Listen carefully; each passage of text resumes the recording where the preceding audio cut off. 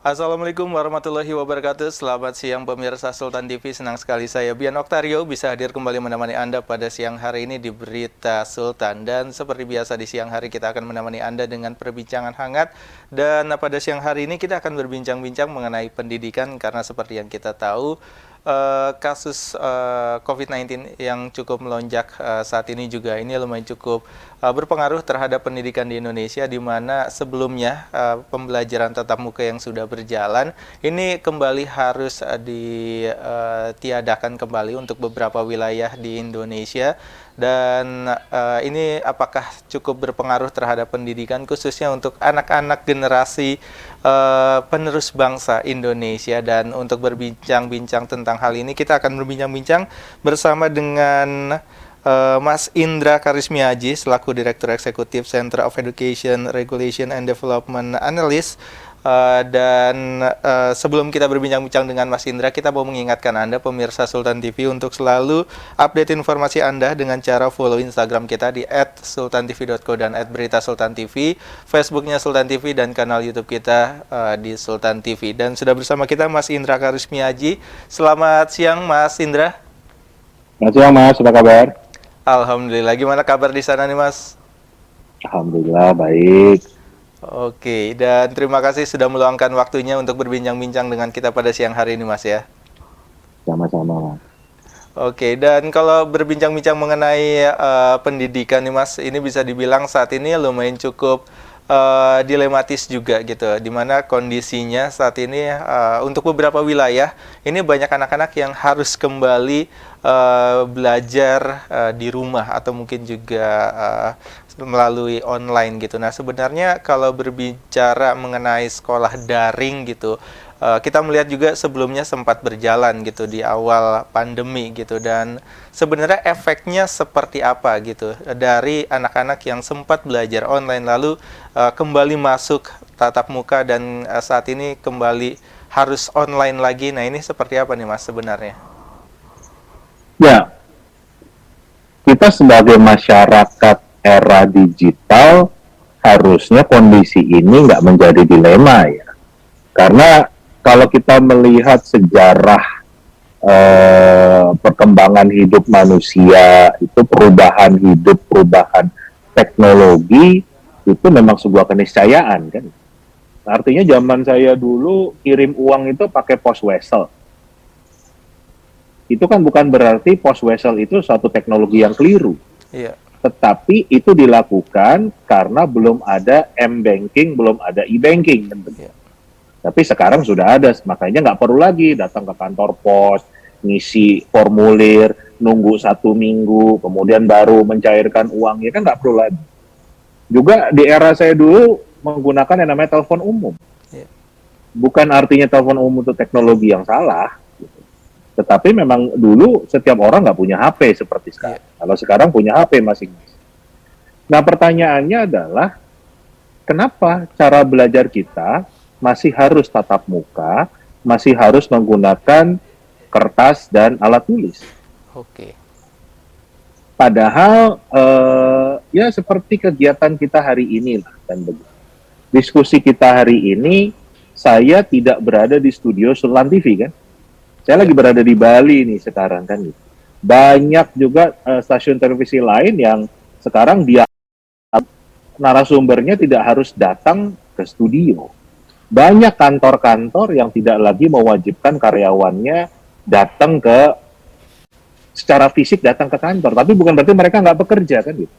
Mereka tetap produktivitasnya tinggi, tetapi secara fisik mereka tidak diwajibkan datang ke kantor. Mereka bisa bekerja di mana saja. Nah, sedangkan kalau kita masih berpikir untuk belajar itu harus secara fisik datang ke sekolah, bukankah itu terjadi sebuah gap? Bukankah itu membuktikan kalau yang kita siapkan berbeda dengan kondisi nyata kehidupan kan begitu? Kehidupannya yang sekarang saja sudah tidak mewajibkan orang datang ke kantor secara fisik. Kenapa belajarnya masih harus datang ke sekolah?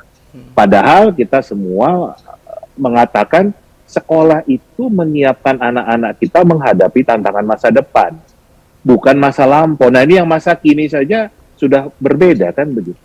Itu mindset yang harus kita. Jadi memang kondisinya memang dituntut untuk berubah sesuai dengan perkembangan peradaban manusia kan gitu. Sekali lagi bukan berarti yang dulu itu salah. Cara belajar zaman saya dulu yang guru harus ngajarin itu salah. Ya. Tapi zaman saya nggak ada internet. Jadi cara guru ngajar harus seperti itu. Nah kalau sekarang, kenapa cara ngajarnya tetap harus seperti berada di dalam kelas? Jadi di depan kelas gurunya ngajar, tapi dia pakai Zoom nyerocos dari pagi sampai sore. Itu 2 menit aja videonya udah dimatiin sama siswanya. Karena bosen kan begitu. Ya. Jadi saya sering menganalogikan proses belajar yang terjadi saat ini, kenapa orang banyak mengatakan nggak efektif, orang banyak mengatakan learning loss, itu analoginya sama seperti kita menanak nasi pakai rice cooker, Mas. Ya. Tapi rice cookernya kita taruh di atas kompor, kita taruh di atas kayu batu, gitu. Nasinya nggak matang, rice cookernya rusak kan begitu. Betul. Karena cara menanak nasinya berbeda. Pakai dandang dengan pakai rice cooker, walaupun yang dimasak sama-sama beras, hasilnya jadi nasi kan begitu. Nah ini mindset yang harus kita miliki dulu. Nah, yang terjadi di masyarakat kan justru ingin kembali ke masa lampau. Kasihan anak-anak kita. Anak-anak kita justru harus disiapkan bagaimana menghadapi tantangan masa depan. Saya sering kok diajak diskusi, banyak pihak yang mengeluhkan. Misalnya mengeluhkan, aduh, anak-anak kami nggak punya gawai. Kami dari keluarga menengah ke bawah, misalnya. Aduh, anak-anak kami punya gawai, tapi nggak punya uang buat beli kuota. Kan. Aduh, kami punya gawai, punya kuota, tapi nggak ada sinyal. Kan. Itu yang lingkaran setan yang ditampilkan, menunjukkan seolah-olah pembelajaran secara digital itu gagal, nggak mungkin. Oke lah, kalau misalnya saya tidak menutup mata kondisi tersebut. Ya. Tapi coba kita secara objektif melihat di tahun 2022 ini kita mau bekerja sebagai seorang driver ojol saja. Ojek online ya, driver ojek online itu kan bukan sebuah profesi yang menjadi cita-cita. Kayaknya saya belum pernah ketemu anak-anak dari manapun yang punya cita-cita nanti kalau saya sudah besar, saya mau jadi driver ojol. Kayaknya nggak ada tuh. Ya kan? Artinya itu bukan profesi yang dicari, bukan profesi yang penghasilannya tinggi, butuh pendidikan tinggi. Tapi untuk jadi driver ojol, butuh gawai, butuh kuota, butuh sinyal. Nah, kalau saat ini ada sekolah yang anak-anaknya kesulitan gawai, kuota, sinyal, logikanya kan berarti mereka jadi driver ojol. Nah, kira-kira kita siapkan mereka mau jadi apa sih? Gitu loh. Itu adalah yang saya tidak mengatakan ini seolah-olah seperti membalikkan telapak tangan. Ini butuh proses, kan? Tetapi proses itu harus dimulai dari mindset, kan gitu. Kalau dunianya sudah berubah, tantangannya sudah berubah, maka dari itu kita juga harus melakukannya dengan cara yang berbeda. Itu mungkin diawali dengan itu dulu, Mas. Oke. Dan sebenarnya kalau berbicara mengenai sekolah daring, ini kan sebenarnya juga lumayan cukup baru mungkin untuk beberapa orang gitu, khususnya untuk masyarakat Indonesia, walaupun memang sudah berjalan hampir 2 tahun gitu ya. Dan masih banyak beberapa pihak yang menilai sekolah daring ini masih kurang efektif untuk bisa meningkatkan prestasi dari anak-anak mereka gitu. Nah sebenarnya yang belum siap ini apakah dari segi pendidikannya atau mungkin juga apakah darinya atau mungkin sebenarnya memang kesiapan dari masyarakatnya sendiri yang masih belum terbiasa atau mungkin juga masih belum bisa beradaptasi ini dengan teknologi sebagai media belajar. Seperti apa nih, Mas? Ada beberapa faktor, Mas. Yang pertama, 2 tahun sebelum terjadi pandemi, jadi tahun 2018, ada sebuah lembaga kajian pendidikan di Inggris, namanya Center for Education Economics. Itu dalam jurnalnya menuliskan kajian tentang pendidikan Indonesia. Salah satu kesimpulan yang muncul di sana, ini tahun 2018 ya, jadi 2 tahun sebelum pandemi, dikatakan bahwa anak Indonesia siap menghadapi abad 21 di abad 31. Sekali lagi ya, anak Indonesia siap menghadapi abad 21 di abad 31. Berarti secara internasional kita dianggap ketinggalan atau 1000 tahun. Nah, begitu terjadi pandemi, terbongkar kan? Ternyata benar, sistem pendidikan kita begitu jadulnya. Nah, masalahnya tentunya dari semua. Sistem pendidikannya yang memang masih jadul, makanya butuh kita revisi undang-undang sistem pendidikan nasional. Itu yang kita sedang kawal lah supaya juga betul-betul berdampak pada masyarakat luas, ya kan? Kita nggak pernah punya blueprint atau grand design pendidikan Indonesia, dan di dalam situ tentunya masyarakat sendiri. Jadi di dalam kajian tadi juga dikatakan salah satu problem di Indonesia, kenapa mutu pendidikannya itu rendah, masyarakatnya itu komplasen. Masyarakatnya itu kurang peduli terhadap pendidikan, menganggap semuanya baik-baik saja. Padahal kita berada di posisi yang sangat lemah. Mutu pendidikan kita sangat rendah, tapi masyarakat kita menganggap baik-baik saja.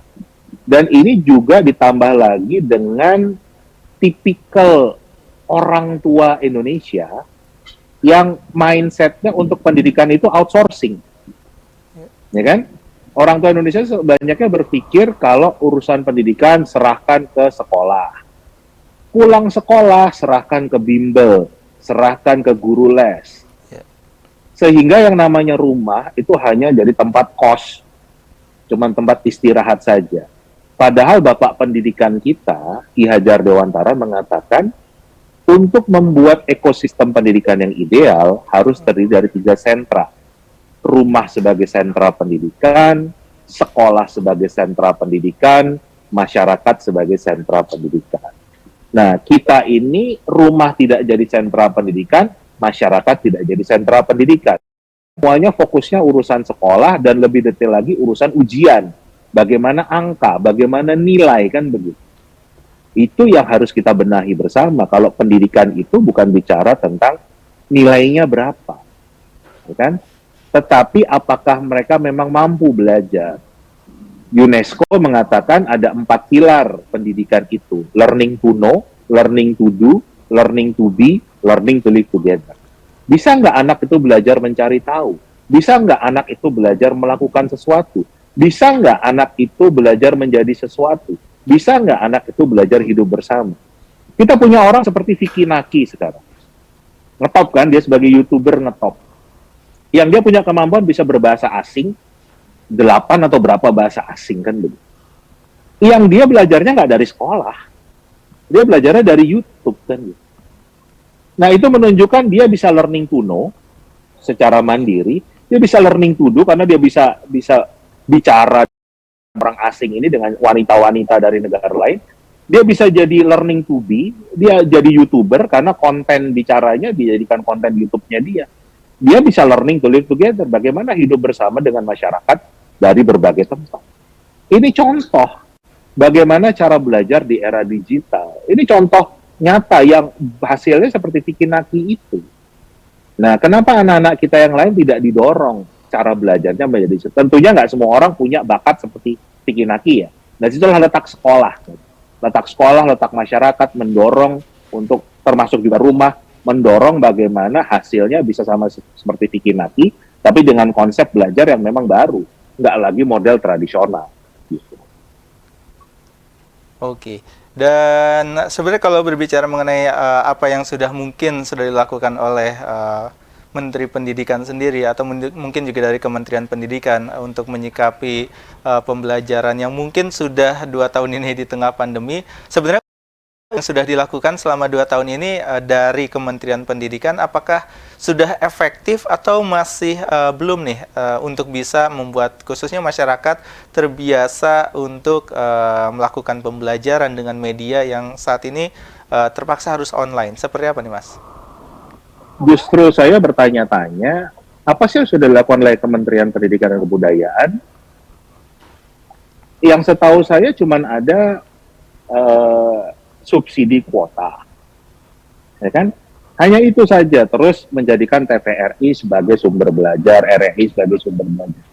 Tetapi tadi masyarakatnya tidak didorong. Bagaimana menjadikan rumah sebagai sentra pendidikan? Itu kan yang justru keluhan masyarakat ingin PTM, PTM, PTM, Ya. karena katanya selama pandemi ini yang muncul adalah kedekatan emosional dengan anak, Mas. Ya.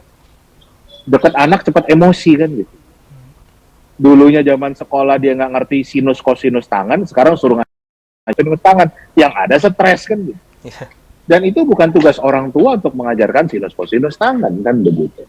Rumah sebagai sentra pendidikan bukan bicara tentang pelajaran sekolah, tapi dijadikan tempat itu tempat belajar kan. Belajar itu kan bisa macam-macam kan. Learning to know, learning to be, learning to do, learning to live together. Nah, itu yang justru saya mendorong terus. Kenapa pemerintah yang punya tugas mencerdaskan kehidupan bangsa justru tidak ada langkah nyata? Malah semua sibuk dengan proyek-proyek yang sudah disiapkan sebelum pandemi terjadi kan. Ya. Guru penggerak, sekolah penggerak, ganti kurikulum, itu semua adalah proyek-proyek yang sudah disiapkan sebelum pandemi. Tetapi untuk menangani problematika yang ada di dalam pandemi ini nggak pernah dilakukan. Yang lucunya bahkan sekarang dengan pergantian kurikulum ini. Jadi kurikulum yang tadinya prototipe sekarang jadi kurikulum. Karena juga saya kritisi karena kalau prototipe berarti nggak boleh dong, mobil prototipe nggak boleh dipakai di jalan. Vaksin prototipe nggak boleh disuntik ke masyarakat umum kan. Makanya diganti jadi kurikulum, itu kan saya kritisi juga. Nah, itu sudah disiapkan sebelum pandemi. Tapi kemudian dibuat seolah-olah kurikulum ini adalah jawaban untuk menangani pandemi. Kan lucu. Kita sebagai praktisi pendidikan yang tahu persis prosesnya, jadi ketawa. Kan kok ilmu yang dipakai ilmu cocokologi kan gitu. Bukan kajian ilmiah kan gitu. Nah, justru saya ingin mendorong kalau memang Kementerian Pendidikan dan Kebudayaan tidak mampu untuk membuat langkah nyata, ya ayo masyarakat sipil saja kita bergerak sama-sama membangun bangsa ini. Jangan sampai anak-anak kita yang memang selama 2 tahun ini tidak terlayani dengan baik, ya kan? Untuk betul-betul kita siapkan mereka menghadapi tantangan masa depan. Pandemi tidak pandemi kan SDM kita harus jadi unggul kan. Iya. Jadi jangan sampai pandemi ini malah dijadikan alasan untuk kegagalan target yang sudah bahkan di set oleh pemerintah sendiri kan. Dan kelihatannya langkah-langkahnya seperti itu, yang mau diambil adalah mencari selamat dengan alasan pandemi, padahal mereka tidak punya jawaban untuk bagaimana membenahi pendidikan ini. Makanya saya keliling Indonesia ini berupaya dengan kemampuan saya untuk membantu sekolah-sekolah, dinas pendidikan untuk bisa bangkit. Karena yang harusnya punya tanggung jawab itu nggak melakukannya, malah sibuk dengan proyek-proyeknya sendiri kan begitu. Nah, ini yang harapan saya tentunya masyarakat semakin sadar, dan ayolah kita bergotong royong, kita membangun bangsa ini secara nyata. Gitu. Oke. Dan mungkin untuk saat ini juga seperti yang tadi sempat disinggung gitu, sebenarnya yang memang perlu diperbaiki juga adalah mindset dari masyarakatnya gitu ya, untuk tidak lebih bergantung lagi kepada pembelajaran tatap muka secara langsung gitu. Namun ya seperti yang kita tahu memang masih banyak masyarakat yang terkendala juga ini soal teknologi. Sebenarnya siapa yang harus bisa mengakomodir ini? Apakah memang negara gitu, khususnya mungkin Kementerian Pendidikan ini yang harus lebih mendorong lagi gitu supaya masyarakat juga tidak kesulitan untuk mendapatkan pendidikan secara online. Seperti apa nih Mas? Kalau secara konstitusi, beban tanggung jawab mencerdaskan kehidupan bangsa itu diserahkan ke pemerintah. Itu yang tertera di konstitusi kan. Jadi tanggung jawab pemerintah itu memang untuk mencerdaskan kehidupan bangsa kan. Nah, tentunya sekarang kita sudah tahun ini 77 tahun merdeka, bangsa ini udah cerdas belum? Kalau bangsa ini belum cerdas, misalnya kita pakai indikator yang mudah saja. Dari zaman VOC, katanya bangsa ini kelemahannya mudah diadu domba. Makanya dulu misalnya perang Diponegoro itu kan sebetulnya bukan Pangeran Diponegoro lawan Belanda. Tapi Pangeran Diponegoro lawan Sultan Hamengkubuwono V, Iya. Sultan Hasanuddin perangnya lawan Arung Palaka, Sultan Bone, Tuanku Imam Bonjol perangnya lawan kaum Padri, sama-sama orang Indonesia juga. Nah tahun 2022 ini masyarakat Indonesia masih mudah diadu domba nggak? Entah pakai nama cebong kadrun, entah pakai apalah namanya. Tapi intinya apakah memang masyarakat Indonesia masih dengan mudah diadu domba? Kalau masih mudah kan berarti belum cerdas. Berarti pemerintah belum menjalankan tugasnya. Nah, itu yang hal-hal yang kita harus perhatikan. Ya kan? Itu tanggung jawab berada di sana. Tapi kalau pemerintah nggak sanggup, ya masyarakat juga nggak bisa tinggal diam kan? Itu yang tadi saya sarankan, ayo kita bergerak. Kita dengan keterbatasan yang kita miliki, kita bergandengan tangan, kita gotong royong, kita benahi pendidikan kita. Karena ini masa depan anak-anak kita. Jadi mindsetnya kan begini. Pada saat saya sekolah dulu, banyak loh anak-anak seumuran saya di kampung-kampung yang tidak diizinkan sekolah oleh orang tuanya. Kenapa? Karena orang tua zaman itu mengatakan, ngapain sekolah? Kalau sekolah siapa yang ngurusin sawah? Siapa yang ngurusin ternak? Siapa yang ngurusin ladang? Daripada belajar baca tulis hitung, kamu nggak jelas nanti jadi apa, mendingan kamu ke sawah. Mendingan kamu beternak, mendingan kamu melaut, kan gitu. Nah sama kondisinya sekarang juga seperti itu. Oh yang namanya belajar itu supaya ujiannya bagus, nilainya tinggi. Itu sudah berubah sekarang. Soal-soal itu udah nggak penting lagi, karena kalau soal itu ada jawabannya di Google, buat apa dihafalin? Kalau zaman saya kan nggak ada Google, nggak ada search engine, makanya harus dihafalin. Nah ini contoh bagaimana perubahan. Sekali lagi bukan berarti yang dulu keliru, tetapi kondisi peradabannya sudah berubah, dan kita harus mengikuti perubahan.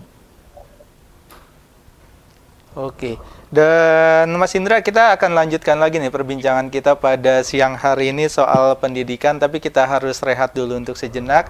Dan pemirsa Sultan TV, kita akan lanjutkan lagi perbincangan kita pada siang hari ini bersama dengan Mas Indra Karismiaji selaku Direktur Eksekutif Cerdas, di mana pada siang hari ini kita akan berbincang-bincang mengenai pendidikan. Dan pastikan Anda tetap bersama kami di Berita Sultan dan tetap Anda bersama kami.